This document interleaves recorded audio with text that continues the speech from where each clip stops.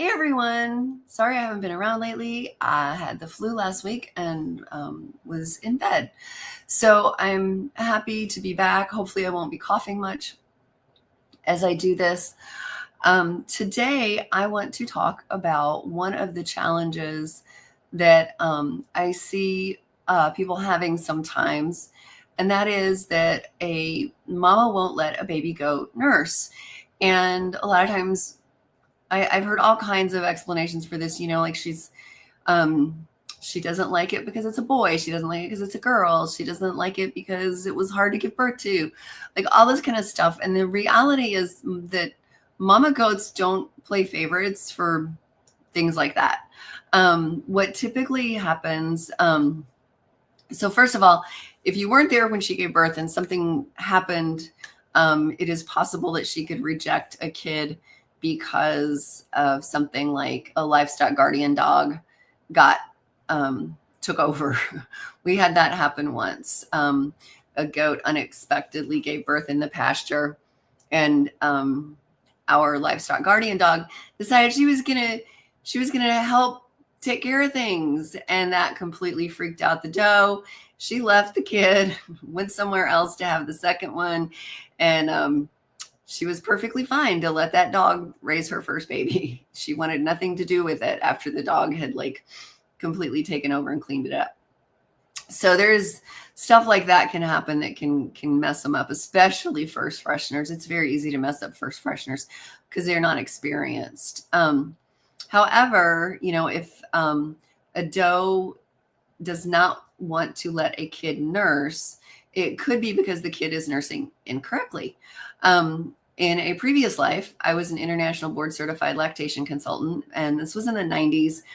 And one of the biggest things that we struggled with back then was women being told that their nipples just needed to toughen up, that they just needed to give it time. And this was terrible information because it's not true. Skin does not toughen up from repeated friction. And in fact, the most horrible thing I ever saw was a woman whose sister kept telling her, like, oh, it's going to get better. It's going to get better for 2 weeks. And by the time that this woman called me and I went in, her skin, it looked like raw, bloody hamburger meat. And my jaw just dropped. I've never seen anything that looked like that before. And it was just like, you cannot nurse with looking like that. So anyway, I helped her. And one of the problems with human babies is that they don't latch on correctly. And I have seen the same thing with baby goats. And in fact, I saw this when we were only in about our 5th year of raising baby goats.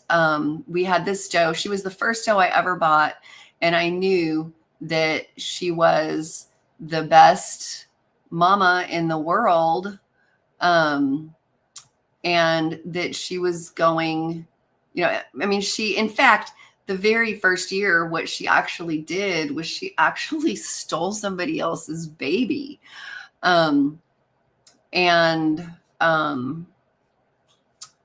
Whoops, I'm having trouble sharing the screen. Let's see. All right, I'll have to stop. And I'll have to put the one up that I want to show you first. First, I want to show you what's the incorrect kid that we had after about 5 years.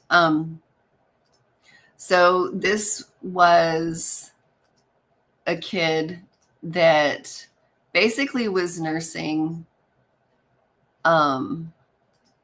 like what so I'm sorry this is blurry, but you see it looks like this kid is sucking on a straw. And that's the same thing that you might see with a human baby that is causing soreness, is that they're like the lips are out. And the thing is, there's no tongue here. And there should be a tongue covering the lower gums in a human, or the tongue should be covering the lower teeth in a baby goat. People used to say with humans, like, oh, wait till they get teeth, you'll quit nursing. And the answer is no, it's not going to hurt when they get teeth, because their lower teeth are not coming in contact with your skin at all. And so this is what it looks like when a kid nurses correctly.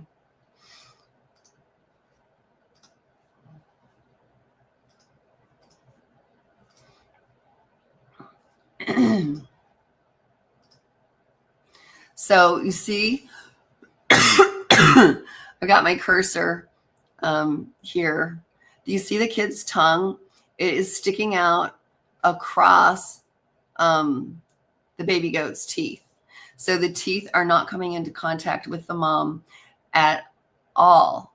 One of the problems that you have in it is, like with that other picture that I showed you first, that doe was not letting that kid nurse. And like I said, she could have been mother of the year before. The first year that we had her, she stole somebody else's kid. Like, she loved baby goats and just wanted them all to nurse forever. And so I knew something was up when she was refusing to let that kid nurse. And what happened with that kid is that kid was really, really, really small. And that doe had really, really long teats.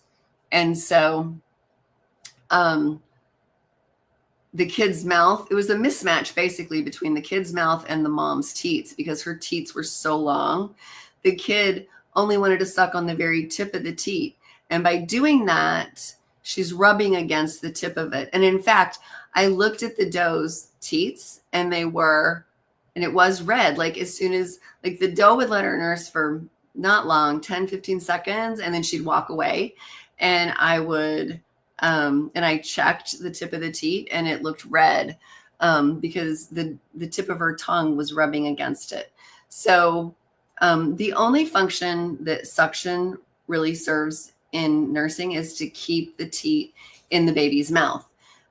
The tongue itself needs to move from the front of the mouth to the back of the mouth in an undulating motion so that it is milking the teat, just like we do when we're milking it. We are trying to push the milk to the end so that it will come out. The other thing that happened too with the kid not nursing correctly was that she wasn't getting any milk. And weirdly enough, what I did in that case was the exact opposite of what I would have done with a human baby. And that is that I fed her, I was milking her mom and feeding her with a Pritchard teat, which is very long and it's hard. So she doesn't really have much of a choice. Like, this long, hard plastic nipple was going back into her mouth, and she was, and she took it, and that's how she got milk.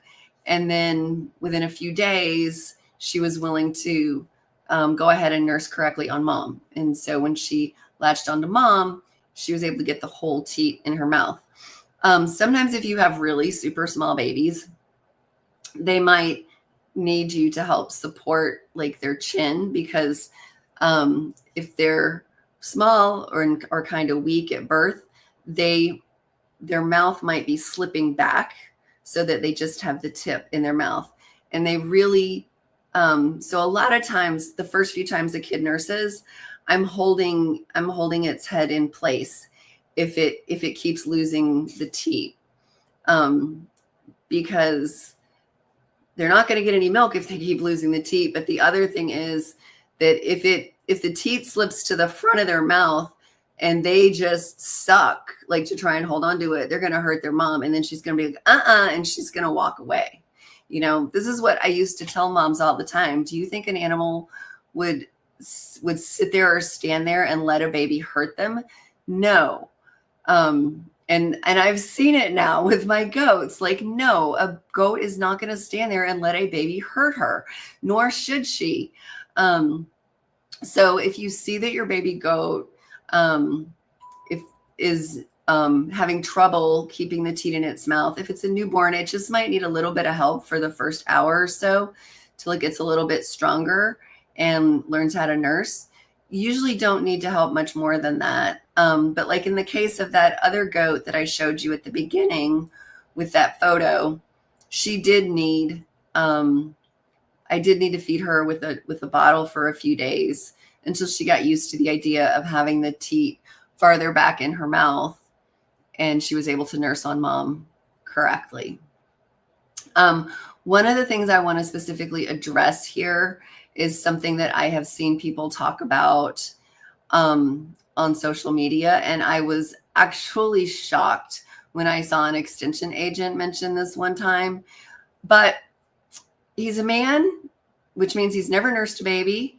And I'm sure he's not a lactation consultant, so he doesn't really know the mechanics of nursing. And that is people talking about using a nail file to file baby goats' teeth. And that is just not accurate. That is not going to help at all. If you did that and then the kid nursed, well, it was just a coincidence. Like I said, kids usually don't need help with this for more than about the first hour. You may just need to hold their head while they're learning to hold the teat in their mouth and suckle correctly. That's a really big ask for somebody who just entered the world minutes ago, you know? And I think most baby goats are absolutely brilliant that they are able to do that. So, you know, if you've got one that needs a little extra help, it's really not a big deal. And it's not anything bad. Doesn't mean anything bad about the baby goat. You know, they get the hang of it and then they nurse just fine.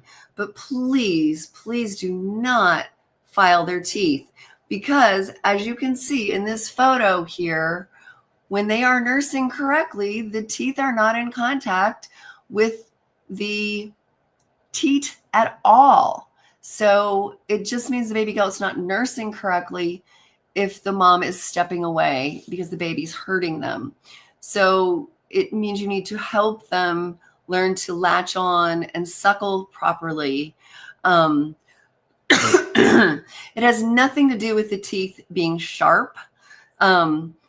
It's just all about having the teat properly positioned in the mouth and the tongue properly positioned covering the teeth. So I'm sure the transcription of this is going to have a fit between those two words, because I know when I'm frequently talking about teats, voice to text is trying to type it as teeth, T-E-E-T-H, and they're obviously not the same thing. I'm not usually talking about both of those in the same conversation.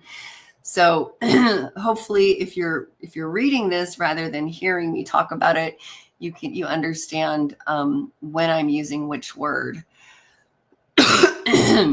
So if you've got any questions about this, please feel free to post in the comment section below, and I will be happy to explain more. And in the meantime, please do not file your baby goat's teeth. That just sounds like a horrible experience for the baby goat.